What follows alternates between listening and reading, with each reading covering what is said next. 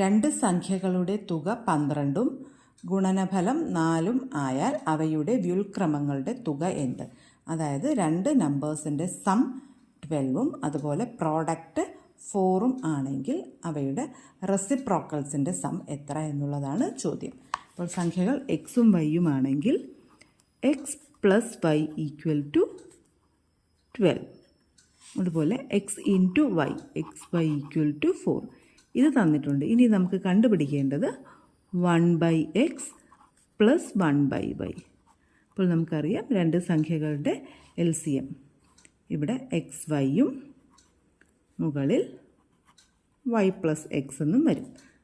ഇത് തന്നെയാണ് x plus y by x Y.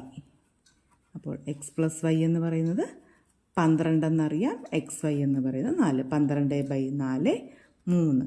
അവയുടെ വ്യുൽക്രമങ്ങളുടെ തുക റെസിപ്രോക്കൽസിൻ്റെ സം എന്ന് പറയുന്നത് 3 ആണ്. ഉത്തരം 3 3.